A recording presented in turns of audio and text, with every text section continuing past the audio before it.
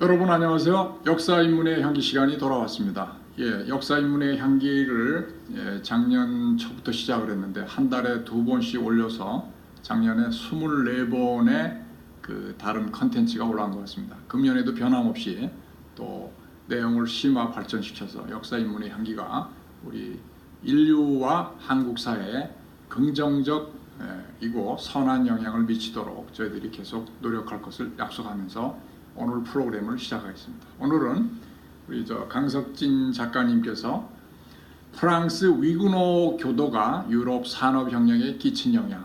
이거 참 역사 공부를 저도 많이 했습니다만 이런 주제는 오늘 처음 접합니다. 그래서 오늘 기대가 크고요. 오늘 일단 출연진 또 다시 한번 인사를 하도록 하겠습니다. 저는 신동춘입니다. 안녕하세요. 강석진입니다. 이재희입니다.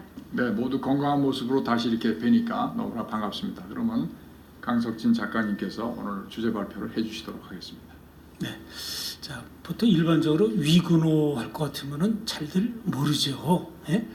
근데 제가 몇 년 전에 EBS 방송에서 이 위구노들이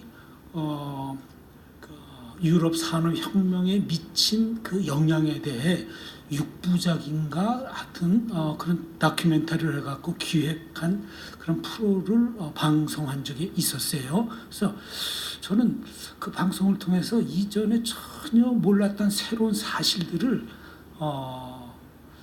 그 방송을 통해서 제가 알게 되면서 언제 한번 시간이 되면은 기회가 되면은 좀 더 이걸 좀 디테일하게 한번 내가 책을 보든지 공부를 해봐야 되겠다 하는 그런 생각을 한 적이 있었어요. 근데 우리 이제 역사 인문학의 향기를 통해서 전반적으로 이제 세계 역사 모두를 그걸 갖다 우리가 그 콘텐츠화해서 지금 우리가 하고 있는데 이번에 2019년 1월달에 이제 스타트로서 프랑스 위구노 교도들이 유럽 산업혁명에 미친 그 영향, 그러니까 상당히 좀 광범위한데요. 이것을 한번 함께 나누도록 하겠습니다. 그러면 위구노, 이게 뭔가 도대체?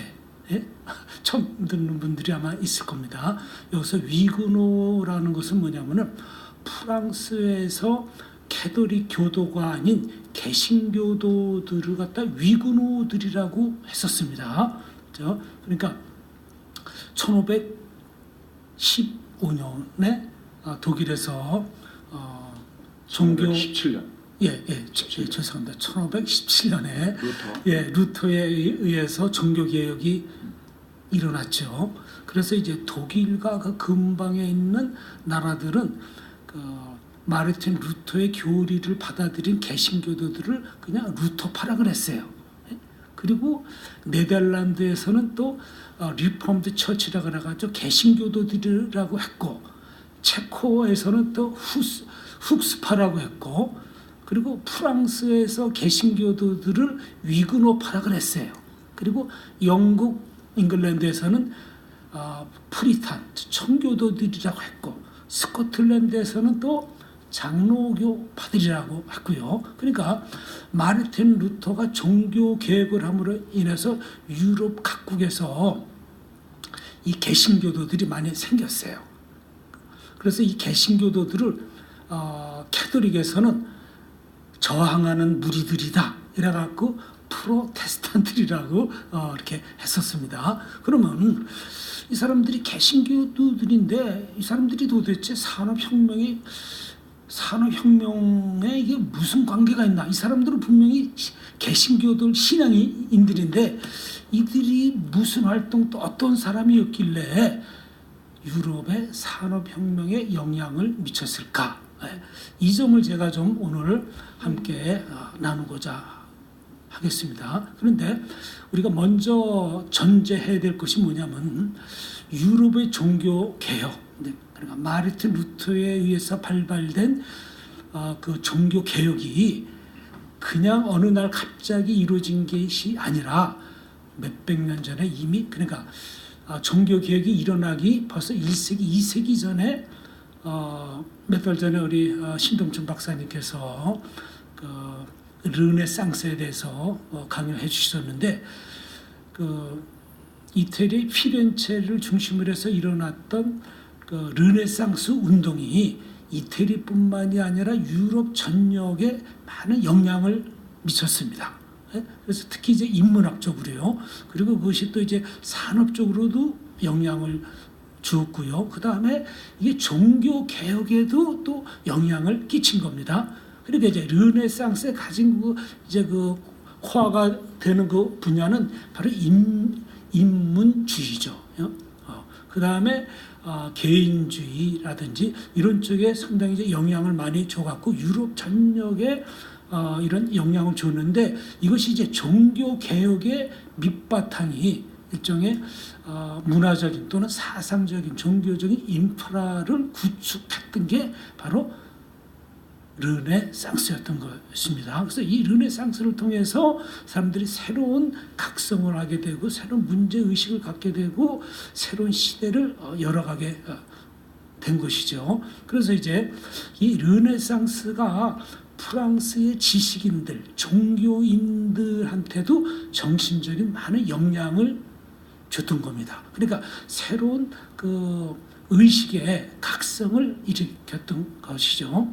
그럼 이제 이 당시 프랑스의 그 프랑스 사람들의 그 계급이 크게 세 가지 계급이었다고 합니다. 제1의 계급은 성직자들이었고 신부라든지 신부 뭐 이런 사람들이겠죠. 그 다음에 이제 왕족이 이제 두 번째고 세 번째가 일반 시민들. 예, 그러니까 그 시대에 가장 영향을 많이 정신적으로 종교적으로 미쳤던 사람들이 이제 그 종교인들이었던 건데 그 당시 그러니까 종교 개혁이 일어나기 전에는 유럽 전체는 다 그냥 캐톨릭이었어요. 그런데 종교 개혁이 일어나면서 여기에 이제 새로운 기독교의 분파가 생기게 된 것이죠. 그러면서 이제 많은 사람들이 이 종교 개혁이 일어남으로 인해서 또 그 전에 르네상스 인문주의가 발생이 되면서 이제 비판 의식을 갖게 됐어요. 그 전에는 무조건 맹종 순종하고 그것을 다 절대화됐기 때문에 거기 다 그냥 그것을 자연스럽게 다 받아들였었는데 이제는 사람들의 이 인식이 각성이 되면서 캐톨릭의 그 문제점, 모순, 부패 한 거라든지 이런 거에 대한 이제 문제 의식을 갖게 된 것이었죠. 네, 그래서 제가 여기서 이제 덧붙일 말은 그 기독교가 이제 예수 그리스도에 의해서 이제 원년부터 해서 로마로 해서 쭉 와서 네. 그 이제 그 종교로서 공인을 받고 전파가 널리 됐는데 사실상 한 거의 1500년 동안 그 교회의 독점 시대라고 저는 생각을 합니다. 카톨릭이 독점을 했죠. 네. 그러니까 모든 것을 다 독점을 하는 거야. 그 성경 해석도 그렇고, 네. 뭐 신도들에 대한 뭐 일거수일투족의 규율도 그렇고, 모든 것을 독점을 하다 보니까 지금 우리 현대 경제를 보면 독점이 나쁘다고 하잖아요. 독점하면은 그 갑질을 하고 또 가격도 오르고 그러잖아요. 그러니까 이 독점 시대를 깬 게 종교 개혁이고 그렇죠. 굉장히 그러니까 그 경쟁 체제를 네. 만들어서 인간이 합리적 정신을 깨워줬다고 그 굉장히 중요한. 그러니까 이제 종교에서도 캐톨릭이 네. 거의 1000년 이상 가까이 종교적 독점을 누리면서 종교적 또는 문화적 갑질을 했던 것이죠. 그런데 이제 르네상스가 일어나면서 사람들이 비판 의식을 갖게 됐고 여기에 플러스 종교 개혁이 일어남으로 인해 갖고 새로운 근대 문명을 탄생시킨 계기가 됐고 이제 여명기가 된 것이죠. 그러면은 이 프랑스의 개신교도들인 이 위그노들은 어떤 사상, 어떤 종교를 갖고 있었고 프랑스의 개신교도들인 위그노들은 어떠한 사상을 갖고 있었는지 어떤 의식을 갖고 있었는지를 갖다가 우리가 알아볼 필요가 있는데요. 여기에 이제 프랑스의 개신교도들한테 영향을 가장 미친 사람이 프랑스의 장 깔뱅이였어요. 그래서 이 사람은 이제 마르틴 루터의 종교 개혁의 바톤을 이어서 종교 개혁을 교리적으로 완성시킨 사람이 장 깔뱅인데 종교 개혁의 꽃을 피운 것이 어쩌면 프랑스라고도 우리가 얘기할 수 있는 겁니다. 왜냐하면 그것을 갖다 교리화, 제도화 할 때에 그것이 완성이 되는 것이죠. 그래서 이제 그 가운데에 종교 개혁이 그장 깔뱅의 그 기독교 교리 가운데에 단순히 이게 성경적이고 종교적인 것뿐만이 아니라 프레그마티즘이라고 할 거예요. 그러니까 아주 실용주의적인 것과 종교와 그 종교의 그 교리를 균형을 맞춘 사람이 바로 장 깔뱅입니다. 이 사람이 그 기독교 강요라는 이 책을 통해서 자본론에 대해서 뭐라고 얘기했냐면은 근면으로 축적된 자본은 하나님의 축복이고 그리고 그 자본은 사회에 기여해야 한다 하고 그렇게 이제 주장을 했던 겁니다.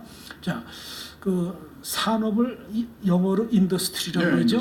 근데 이제 그 다른 뜻으로 보니까 근면이란 뜻이 그렇죠. 있어요. 예. 그러니까 근면 산업은 같은 거죠. 어원을 갖고 근면한 것이 인더스트리였습니다. 예. 그것에서 나오는 산업이 인더스트리죠. 그렇죠. 그래서 그 깔뱅의 이 자본론이 그 당시에 그 사업을 하는 장인들, 그러니까 기술자들, 우리식으로 표현하면 쟁이들이죠. 이런 사람들한테 이 자본론에 대해서, 직업론에 대해서 성경적으로 해석을 해주고 교류하니까 프랑스의 많은 그런 그 기술자들, 쟁이들, 또 자본가들 이런 사람들이 장 깔뱅의 교리에 상당히 아주 환영을 하고 장 깔뱅의 그 교리에 그 다들 거기 호응을 하면서 이게 자연스럽게 새로운 교파가 개신교도들이 형성이 됐던 거였었어요. 그럼 이제 직업론에서는 직업이 타고난 운명적인 것이 아니라 당신의 그 직업은 하나님의 영광을 위해서 하나님께서 여러분들에게 각자에게 주신 그 명령이다. 하고 해서 이 직업론에 대해서는 루터도 얘기했는데 루터는 그것을 하나 그냥 운명적으로 해석을 했어요. 당신이 하고 있는 그 직업은 그 운명적인 거니까 불평불만하지 말고 열심히 일을 해야 된다. 근데 이제 여기서 이 장 깔뱅은 여기에 성경적인 의미를 부여갖고 당신의 직업, 당신이 하고 있는 거 이게 다 하나님의 영광을 위한 거다. 하니까 훨씬 더 성경적이고 이 직업을 가진 사람들이 자기 직업에 대해서 훨씬 더 그 긍지를 가질 수 있는 그런 의식을 불어넣어 준 것이 바로 장 깔뱅의 직업론이었습니다. 그게 종교개혁이 대단한 게 사실 뭐 유럽이 그때까지만 해도 중세 암흑 시대인데 아까 얘기한 대로 계급이 있잖아요. 성직자들, 그다음에 왕족들, 귀족들, 그다음에 조금 나은 사람들이 상인이에요. 돈을 벌어가지고 좀 왕족들하고 거래를 할 수가 있거든요. 밑에 서민들, 우리나라 조선시대도 마찬가지지만 서민들이라는 게 이게 뭐 사실 성경에 있지만 부자가 뭐 천국에 들어간 건 낙타가 바늘구멍보다 더 어렵다고 했는데 실제로는 그렇지 않고 가난한 사람들은 그야말로 이거 교회에서 뭐 갈 수 있다 그러면 겨우 조금 믿고 싶은 그런 거였죠. 그런데 종교개혁이 나와가지고 자기가 열심히 일하고 근면적으로 하면 구원을 받을 수 있다는 새로운 희망의 메시지를 이제 준 거죠. 그래서 이 각자의 그 직업에 대해서 자부와 긍지심을 갖게 되니까 이것이 산업화되는데 어마어마한 시너지 효과를 준 거였었어요. 옛날엔 산업공상해 갖고 공상 이거 다 천민들이라 그러고 그 당시 또 유럽에서도 이런 교리가 나오기 전에는 다 천직이었던 것이었죠. 근데 이런 사람들한테 당신의 직업은 하나님의 영광을 위한 거다 하니까 이 프랑스에 이 장 깔뱅의 이런 교리에 많은 사람들이 호응을 해갖고 개신교도들이 된 것이죠. 즉 이제 위구노파들이 된 것이죠. 그래서 이 당시 위구노들은 상당히 지식인들이었고 중산층 이상의 지식인들이었고 그다음에 장인들. 그 유럽에서 그 산업의 그 무슨 조합 같은 걸 뭐 길드라고 했죠. 길드라고 했죠. 길드. 그래갖고 수공업 조합이에요. 길드라는. 이런 사람들 장인들이 이 기독교 개신교도의 신앙을 가지면서 그 사람들이 하고 있는 그 직업의 그 기술이 엄청 발전될 수 있게 된 것이죠. 그 시작이 이제 프랑스로부터 시작이 된 것으로 이렇게 나와 있습니다. 그다음에 프랑스에서 또 이제 성경을 프랑스 말로 장 깔뱅이 번역을 함으로 인해 갖고 그 당시 지식인들이, 그러니까 뭐 지금으로부터 뭐 500몇 년 전에 자국어를 읽을 수 있는 사람들이 많지가 않았죠. 우리나라도 뭐 100년 전만 하더라도 한글 읽고 쓰는 사람들이 얼마 안 됐었죠. 그러니까 지금부터 500년 전에 자국어를 읽고 쓰는 것은 지식층들의 소유물이었죠. 전유물이었죠. 그런데 자국어로 프랑스 말로 번역이 되므로 지식인들이 성경을 봄으로 인해서 또 짱깔뱅이 이런 그 교리에 대해서 알게 됨으로 인해 갖고 프랑스에 어마어마한 새로운 그런 새로운 트렌드를 일으켰던 것이죠. 그럼 이전까지는 자국어가 아닌 라틴어죠. 라틴어로 돼 있는 라틴어나 그리스어나 그러니까 그 귀족이나 성직자들 일부만 그 지식을 독점했어요. 성경도 일반 사람들이 모르는 거야. 그냥 말로 해서 아니까.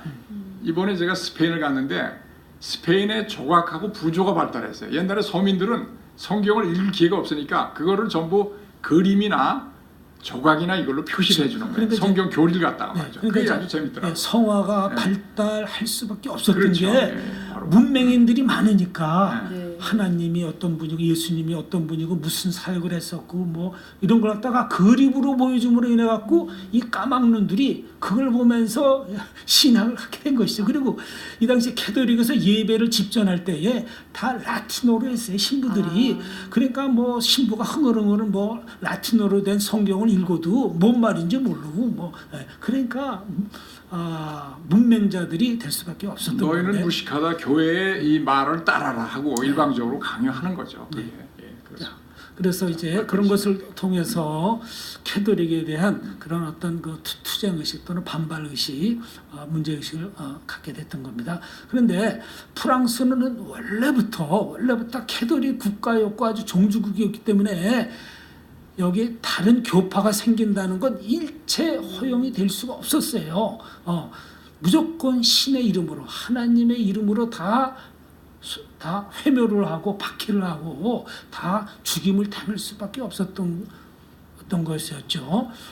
그래서 이제 이 당시 새로운 이런 종교 개혁이 일어나니까 이거에 대해서 아주 발본색원하기 위해서 이 당시 1500년대 때 캐톨릭 국가인 프랑스에서는 수많은 사람들을 갖다가 개신교도들을 박해를 하고 하니까 여기에 또 이 프랑스 사람들이 또 저항 의식이 아주 더 강하죠. 그래갖고 캐톨릭을 비판하는 그런 경문을 갖다가 프랑스 왕의 침실 문짝에다 붙일 정도로 아주 그 저항이 격렬했었어요. 이래갖고 프랑스 왕은 여기에 대해서 더 이제 박해를 하게 된 것이죠. 그래서 프랑스로 된 성경 다 몰수하고 다 불태워버리고 일체 어떤 개신교도들의 그런 그 새로운 교리 책들이라든지 이런 것들은 다 태워버리고 유통이 못 되도록 그렇게 했던 거였었죠. 근데 그럼에도 불구하고 위그노 그 교세가 계속 확장이 되고 이제 부흥이 됐죠. 1555년대 교회가 5개 불과했었는데 불과 한 7년 만에 2150교회로 어마어마하게 부흥이 됐어요. 그리고 이 당시 프랑스의 인구가 한 2천만 명이었는데 100만 명의 개신교도들이 몇 년 새, 10년도 안 되는 새에 어마어마하게 늘어났던 거였었어요.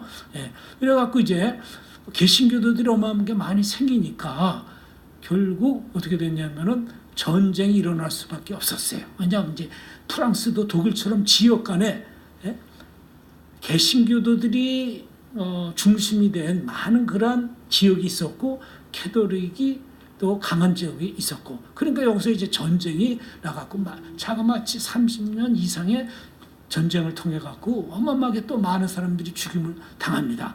그래서 이제 이게 전 국가적인 내전처럼 돼버리니까 이것을 수습하기 위해 갖고 프랑스 왕실의 신부 캐톨릭의 신부를 갖다가 내세우고 그다음에 위그노파에서 그 위그노파들 가운데에 그 왕실에서도 또 위그노를 받아들인 사람이 있었어요. 그래가지고 위그노 측의 신랑과 캐톨릭의 신부를 결혼을 시켜갖고 이것을 갖다 이제 해결을 하려고 해서 이제 그 결혼식 날짜가 정해졌는데 여기에 그래갖고 이제 개신교들 위그노파들이 이 결혼식 날 이 바돌롬의 파리의 그 바돌롬의 광장에 다 모이도록 축일이죠.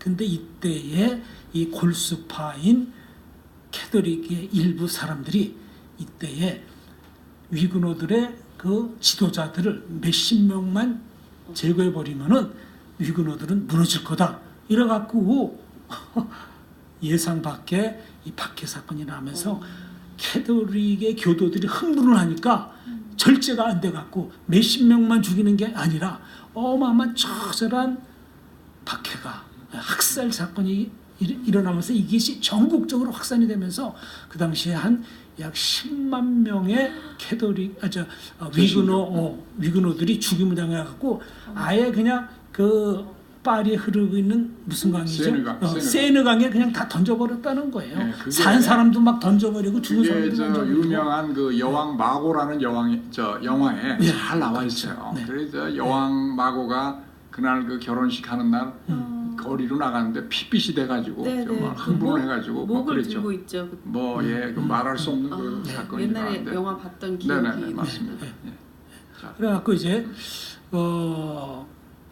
그러니까 이제 프랑스가 그렇게 아주 처참하게 막 무너지고 내전 상태로 되니까 앙리 사사라는 사람이 왕이 됐는데 이 사람은 또 위그노 교도였었어요. 근데 이제 이 사람이 왕이 되니까 왕실에서 조건을 내세운 거예요. 너 캐톨릭으로 개정을 해라. 그러면 너 왕으로 세워주겠다. 이래갖고 이 위그노였던 이 앙리 4세가 캐톨릭으로 이제 개정을 하면서 낭트 칙령을 발표를 해요. 그래서 위그노들 이제는 더 이상 박해 시대가 이제 다 끝나고 이제 너희들한테도 신앙의 자유를 줄 테니까 시민의 그 권리를 보장할 테니까 마음대로 이제 믿어라. 이래갖고 이제 박해 시대가 이제 끝나게 됩니다. 근데 이게 전국적으로 전체적으로 다 이루어진 게 아니라 부분적으로 이루어진 불완전한 신앙의 자유가 선포된 게 낭트 칙령이었었어요. 그러다가 이제 아까 앙리 4세가 죽고 그 다음에 이제 루이 14세라는 사람이 왕이 되는데 이 사람은 또 철저한 캐톨릭이야.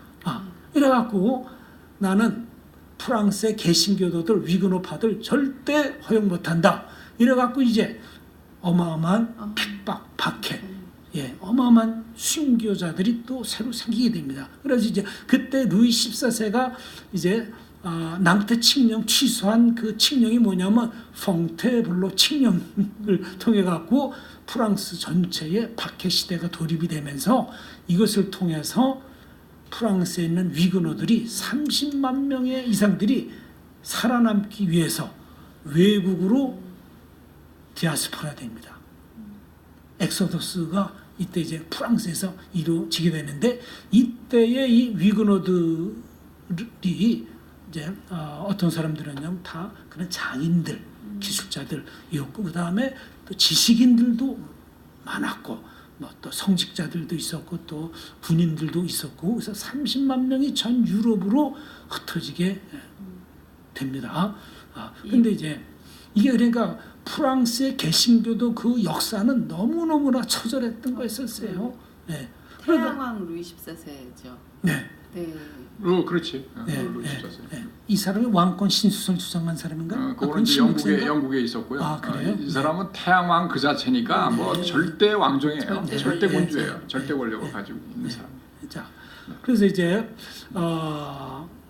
프랑스의 그 개신교의 그 역사가 이렇게 처절했는데 1685년도부터 이제 어마어마한 그래도 핍박의 시대가 시작되는데. 프랑스가 그러니까 그 산업의 중추 역할을 했던 이 장인들, 기술자들, 자본가들이 해외로 빠져나가니까 프랑스가 휘청거리기 시작했어요. 경제가 어마어마하게 막 붕괴가 되고 침체가 되니까 1800년도 돼갖고, 예? 그러니까 한 120년 후에나 어떻게 되냐면 개신교도들의 위그노파들의 신앙을 합법적으로 인정을 해준다, 완전 자유한다, 그래서 법적으로 이걸 다시 보장을 해주게 됩니다. 예, 그렇지만 이제 이미 프랑스의 그 산업의 일꾼들인 위그노파들은 유럽으로 나가서 이미 자리를 잡았던 것이죠.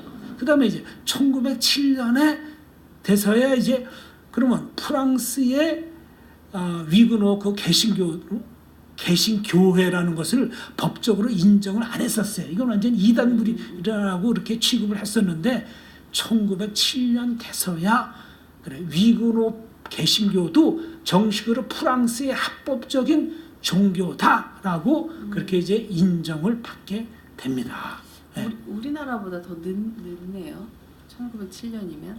합법적인데 이거 뭐 있긴 있었는데 국가에서 공인해서 이제 인정을 한 이것은 거니까. 이제 상징적인 의미죠. 상징적인 의미죠. 이미 다 뭐 자리 잡고 그리고 있었죠. 이 프랑스에 이제 남아 있던 이제 잔류된 그 위그노들도 많았는데 이 사람들이 또 2차 대전 때에 레지스탕스에 앞장서 갖고 저항 정신이 그 오랫동안 형성이 된 거죠. 그렇죠. 예. 그러니까 개신교도들이 불의에 대한 이 저항 의식이 강했던 게 레지스탕이라는 게 또 이 프랑스에서 나온 거 아닙니까?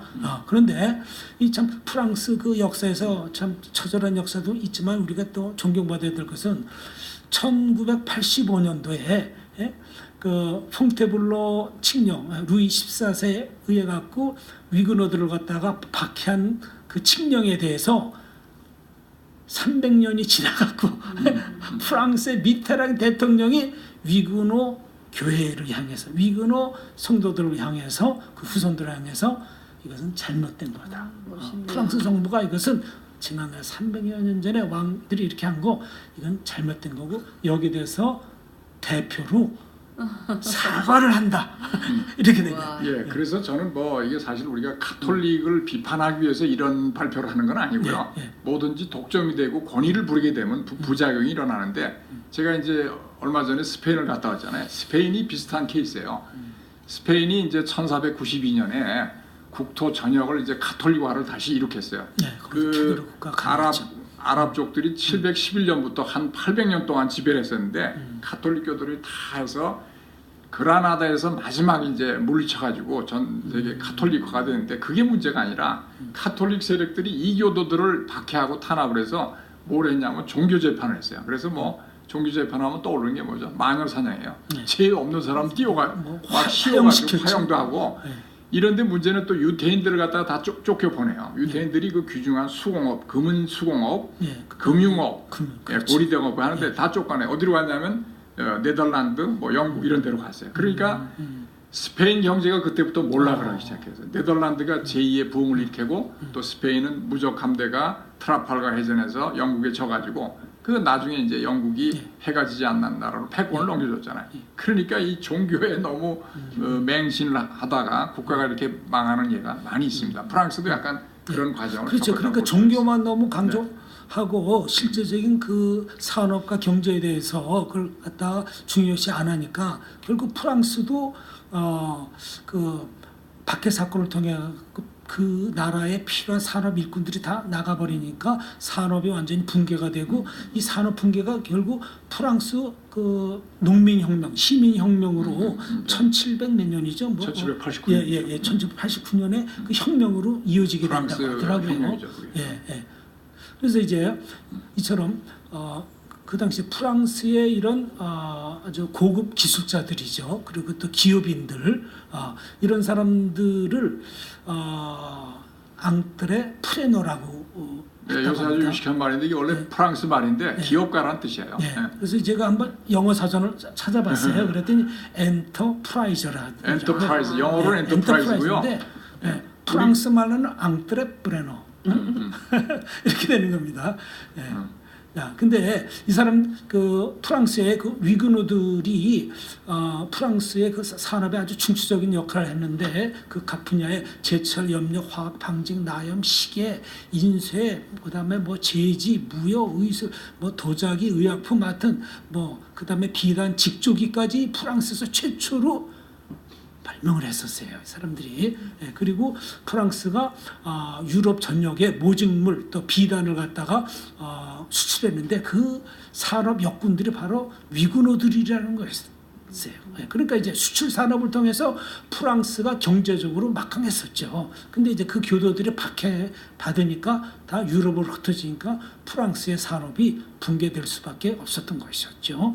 예, 그래서 이제 그 제지 산업 그 당시엔 제지 산업이 아주 첨단 산업이었죠. 오베르뉴라는 그 가문에서 이 제지 산업을 아주 대대손손 발전시킨 가문인데 이 사람들이 또 영국으로 가죠. 그 다음에 또 무역업도 꽉 잡고 있었는데 프랑스의 보르도, 그 다음에 라로셀이라는 이런 항구를 통해서 유럽 각국의 그 무역업을 했는데 이것도 역시 위그노들이 독점을 했었다고 하더라고요. 그래서 사실상 영국보다도 프랑스가 산업혁명에 24년 더 앞서갖고 이미 시동이 걸렸던 거라고 하더라고요. 근데 이제 프랑스에서도 최초로 직조기를 갖다가 이 위그노가 발명을 해갖고 그걸 갖다 제품화했는데 직조기에 종사했던 수공업으로 했던 사람들이 대량으로 생산하는 이 직조기가 발명이 되니까 어떻게 되겠어요? 일자리를 잃게 되잖아요. 그래갖고 프랑스의 비단 그다음에 뭐 이런 섬유 제작하는 사람들이요. 이런 사람들이 일자리를 잃게 되니까 기계 파괴 운동이 프랑스에서 일어났더라고요. 근데 영국에서도 일어났었죠. 러다이트 운동이라고 러다이트로 해서 이제 다 그 방직기를 갖다 깨 부수는 건데 여기서 우리가 이제 관찰할 거는 지금 산업혁명하면 영국에서 시발이 된 걸로 당연히 알고 있어요.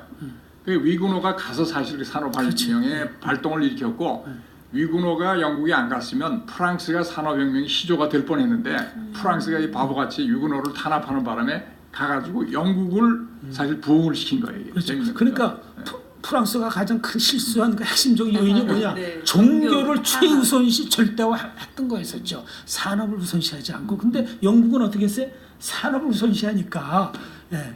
자, 그래서 이제 세계 각국으로 흩어진 그 30만 명의 위그노들을 갖다 유럽 각국에서 웰컴 했어요. 예. 그래서 이제 영국의 이제 찰스 2세는 아예 특별 이민법을 제정을 해갖고 프랑스의 위그노들이 합법적으로 정착하고 사업을 할 수 있도록 그렇게 했던 거였었죠. 그러니까 이제 많은 프랑스의 위그노들이 영국으로 갔겠죠. 그래서 이제 그 위그노들이 또 갖고 있는 그 원천 기술 가운데 아주 중요한 게 뭐냐면 전기기관을 이 사람들이 발명을 하고 기술을 갖고 있었고 이미 거기에 대한 설계도를 갖고 있었고 그걸 갖다 기계화 해놨다고 하더라고요. 그 다음에 실크 방직 기술도 이 프랑스 위그노들이 갖고 있었다는 거예요. 근데 이제 그 위그노 가운데 이제 드니 파팽이라는 이 기술자가 영국에 건너가갖고 영국 왕립 학회에서 전기기관 작동하는 것을 갖다 이제 만들어갖고 시연을 했다고 하더라고요. 그래서 이제 전기기관 할 것 같으면 우리가 영국 생각하잖아요. 영국이죠. 예, 그래서 전기기관차, 전기 또 방적기 이런 거 전기선까지. 예. 근데 이제 요 드니 파팽이라는 사람이 아주 천재인데 이 사람이 또 독일로 가갖고 전기선을 발명을 했답니다.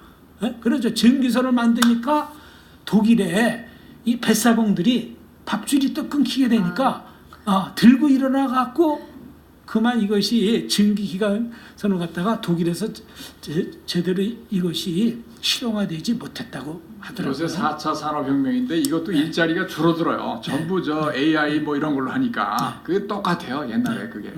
우리나라도 뭐 카톡 택시인가 그거 하려니까 택시 기사 5만 명들이 들고 일어나고 이때 저 차가 처음에 나가는데 마차들이 다 반대를 했어요. 마차가 망하잖아요. 그렇죠. 자동차 그것 때문에.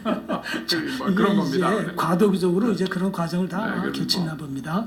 그래서 이제 위그너들이 이제 영국에 건너가 갖고 영국에서 견직 그다음에 면직물 수출 국으로 우뚝 서게 하는데 큰 공헌을 했던 거예요. 근데 이 사람들이 기술 분야뿐만이 아니라 금융 쪽으로도 또 이 사람들이 아주 재질이 있어 갖고요. 그 위그너들 가운데 그 존 후브롱이라는 발음하기도 어렵는데 존 후브롱이라는 사람이 런던에 들어간 그 위그너의 그 후손인데 이 사람이 거기에서 교회를 23개를 갖다가 개척을 하고 나중에는 런던 시장까지 되고 이 후브롱 그 후세들이요. 그 다음에 런던 은행의 초대 은행장이 또 됐다고 합니다. 예? 그래서 제가 그 위그너 중에 상당수가 유대인일 것이라고 추정하는 이유는 왜 유대인들이 그 금융업에 밝거든요. 네. 그러니까 위그너 중에 또 일부는 유대인이 분명히 있었을 거예요. 네, 그렇죠. 그래서 막 이렇게 이제 그렇죠. 그러니까 유럽의 금융업에 크게 기여한 사람들이 이제 유대인들하고 유대인들이 다 하죠. 위그너들이죠. 그래서 지금의 그 런던 은행 그 본사 그 빌딩이 후블롱의 사택 위에다 졌다고 하더라고요. 어느 책에 보니까 이렇게 나와 있어요. 자, 그래서 이제 이 사람들이 이제 제지 기술도 갖고 있었고, 그 다음에 화폐 제작을 갖다 포르텔 가문이 영국에 가갖고 제지 기술을 발전을 시키고 유통을 하고, 그 다음에 화폐까지도 이 위그너 그 가문들이 영국의 화폐까지도 인쇄를 했다고 합니다. 그다음에 영국에 또 유명한 게 있죠. 본 차이나. 이것도 이제 프랑스에서 그 도자기 업자들이 프랑스로 건너갔고, 그다음에 양탄자 직조라든지 비단 직조, 그다음에 뭐 금속공예, 볼드라 무리 가문 이런 사람들이 가갖고 유럽의 소비 문화, 일상생활에 필요한 그런 여러 가지 용품, 생활용품도 만드는데 많이 기여를 했다고 합니다. 이제 프랑스 위그너들이 가갖고 제일 많이 정착한 그 출발지가 영국의 그 브리스톨이라고 합니다. 이게 항구 도시인가 보죠? 네, 맞아요. 다 항구 도시. 그래갖고 플리머스, 사우스햄튼 다 항구 도시. 그렇죠. 그래갖고 이제 이 사람들이 직조공, 선원, 뭐 상인, 뭐 재단사, 의사, 뭐 피혁, 그다음에 공예품, 뭐 하여튼 뭐 금세공, 뭐 하여튼 또 가구, 뭐 시계 이런 기술자들이 영국에 많이 들어갔다고 합니다. 물론 이제 구체적인 뭐 그 숫자는 우리가 잘 알 수 없지만은 그래서 위그너들이 영국에 건너가서 브리스톨, 플리머스, 뭐 사우스햄튼, 뭐 런던, 도버 어떤 많은 곳곳에 정착을 하면서 그 후손들이 뿌리를 내렸고, 그다음에 이 사람들이 영국 그 잉글랜드뿐만이 아니라 아일랜드에 가갖고도 또 그 섬유지 그 방직 기술을 갖다가 또 전수를 시키고 또 외국으로 또 수출하기까지도 하고, 거기에 또 위그너 후손들이 또 아일랜드 초대 은행장까지 하고 합니다. 그러니까 제조 분야, 금융 분야까지도 아주 장악을 했던 것이죠. 자, 그래서 이제 그 프랑스의 그 역사 학자이고 또 작가인 사람들이 그 프랑스의 그 위그너에 대해서 어떻게 평가를 하냐면, 영국에는 거의 기술이 없었는데 프랑스로부터 대거 유입된 숭늉공 기술자들로 말미암아 즉시 큰 수확을 피부로 느끼게 되었다. 그만큼 기여했다는 거죠. 그들은 이미 설립된 산업을 증진시켰을 뿐만이 아니라, 그러니까 영국에도 그런 기술이 있긴 있었는데 위그너들이 옴으로 인해 갖고 그것이 더 크게 부흥하는 그런 역할을 했다는 거죠. 그래서 이제 새로운 부문의 사업가들이 많이 들어왔다. 즉 앙트레 프레너들이 많이 들어왔다는 거죠. 그들은 기술과 지성을 발휘하고 근면하게 일하며 영국에 많은 것을 갚아주었다. 영국이 그들에게 환대를 베풀어줬고 아무것도 없었던 시기에 후하게 피신처를 제공했기 때문이다. 여기서 이제 코멘트가 하나 필요한 것 같아요. 로마가 그렇게 오랫동안 대제국을 이룩한 거는 로마가 포용력이 강했어요. 어디든지 가면은 노예들을 로마 시민으로 해주고 귀족도 될 수 있었나요? 귀족도 될 수 있고 뭐 그랬어요. 그러니까 지금 위군호가 왜 영국으로 많이 가서 영국의 산업혁명의 원조가 됐느냐? 사실 옛날 프랑스하고 영국은 왕실끼리 뭐 결혼하고 이런 사이였어요. 그렇죠. 또 지리적으로도 사돈관계였죠. 가까우니까 아마 영국으로 많이 갔던 것 같아요. 그러니까 일단 영국은 이렇게 포용을 했잖아요. 그 위군호들을. 그러니까 뭐 영국의 국익을 위해서 그 새로운 이민들을 적극적으로 받아들이는데 이게 오늘날의 세계화 정책하고 아주 비슷한 거예요. 그러니까. 그래서 이제 영국에서 시민혁명이 나지 않았던 원인이 산업혁명이 일어났기 때문에 먹거리가 해결되니까 프랑스처럼 그렇죠. 시민혁명이 안 났다는 거죠. 예. 자, 그다음에 이제 네덜란드 쪽으로도 또 이 위근호들이 갔죠. 그래서 이 사람들이 이제 금융 기술 뭐 쪽으로도 뭐 7만 5천 명이 갔다고 하니까 여기는 뭐 배 타고 가는 것이 아니라 그냥 걸어가면 됐으니까 아마 많이들 갔겠죠. 그래서 금융 쪽 또 출판업, 유구탄 가문이 또 출판업에 네덜란드에서 많이 기여를 한 것 같습니다. 그리고 또 암스테르담에 이주해서 최대 은행을 또 이 사람들이 만듭니다. 그러니까 기술과 금융을 어디 가든지 그 나라에 아주 큰 공헌을 했던 것이죠. 그래서 이제 네덜란드가 개신교를 갖다 국교화합니다. 그리고 이 위근호들이 네덜란드에 많이 올 수 있도록 또 법적인 그런 제도를 또 만들어 주고요. 그다음에 이제 또 스위스 할 것 같으면 상징적인 게 뭡니까? 시계죠, 시계. 시계죠. 그래서 오늘 제가 소품을 갖고 왔습니다. 아 그래요? 네. 자, 요 시계, 요 손목 시계. 구경 한번 할까요? 네. 이게 론진인데 론진. 론진 이건 뭐 비싼 건 아니에요. 그냥 중저가인데 제가 결혼할 때에 30몇 년 전에 혼례품으로 받은 겁니다. 대단하시네. 아직도 뭐 생생합니다. 그리고 그다음에 해중시계, 해중시계. 그는 해중시계. 이건 우리 아버님이 쓰던 유품인데 해중시계. 이것도 스위스제 같아요? 이것도 메이드 인 스위스입니다.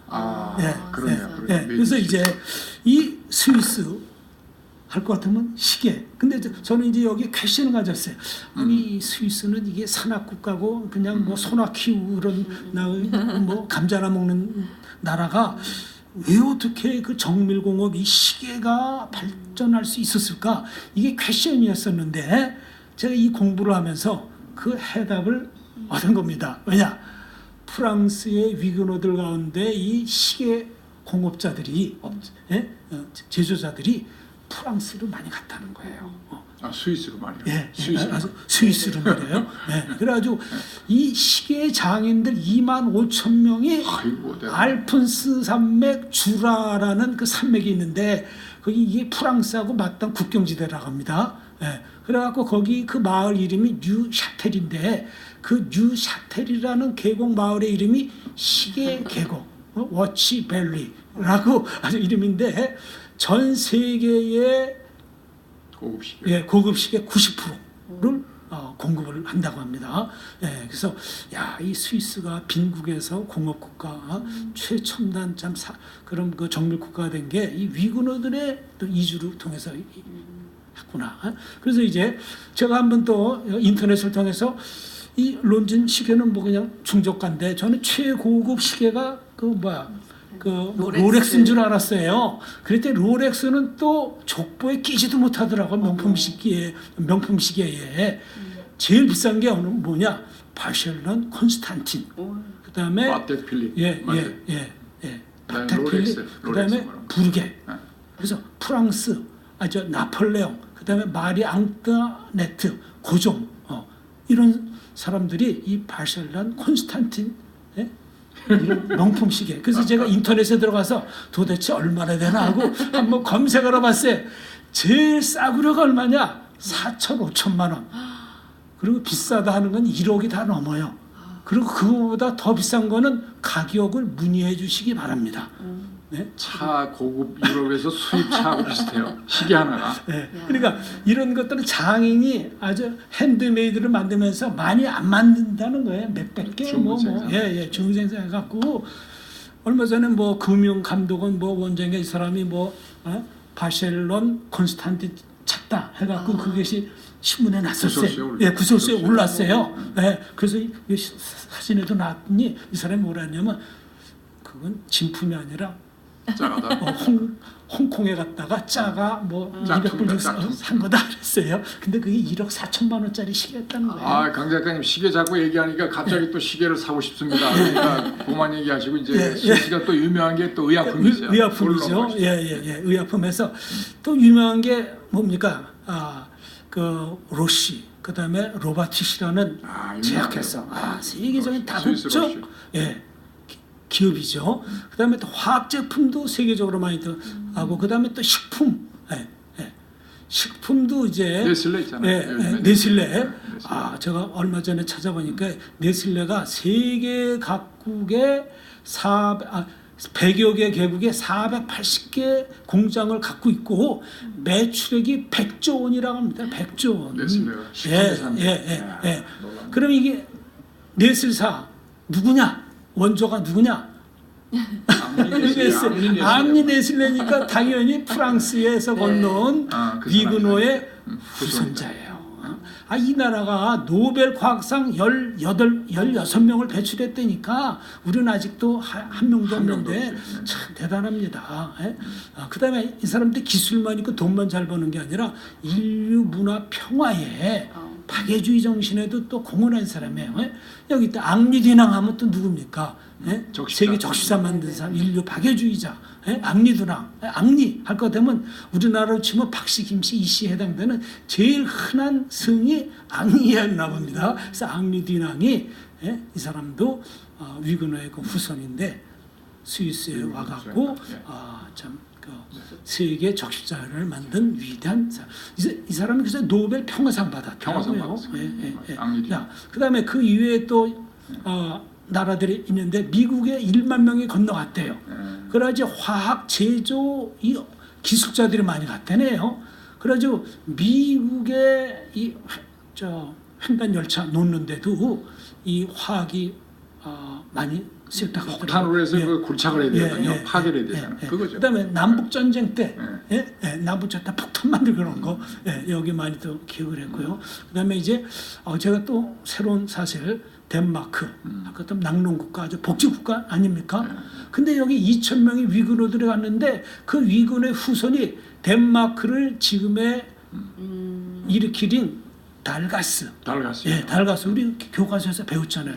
이 달가스가 그 덴마크의 녹화 사업에 우리나라로 치면 이제 새마을 운동 일으킨 사람이죠. 그래서 낙농국가로 일으킨 사람이 바로 그 덴마크의 엔리코 달가스인데 위근호의 후손이란 겁니다.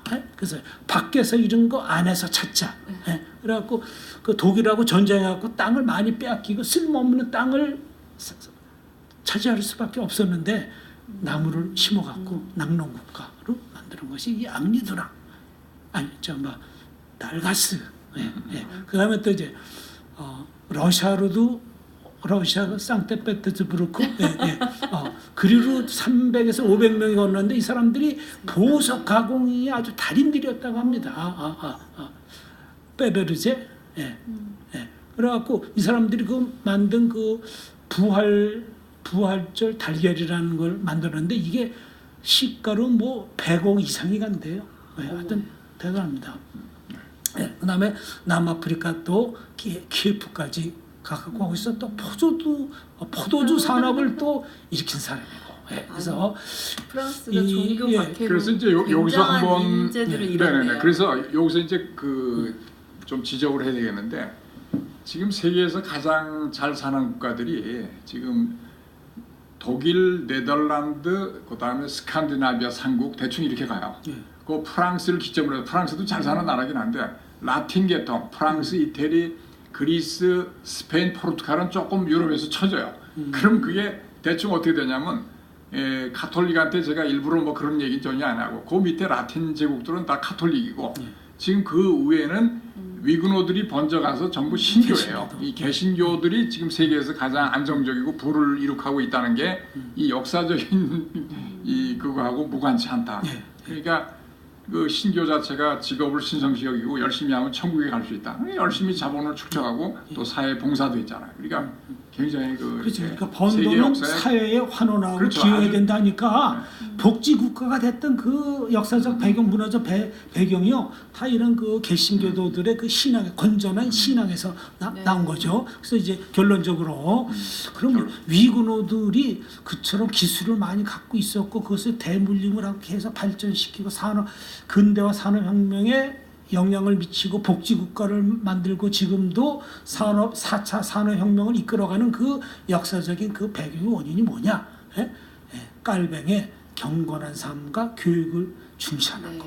근로를 신성시 여기는 거. 자본도 귀히 여기고 그것을 재생산적으로 계속 투자할 때에 부가 축적되고 이건 범죄가 아니다.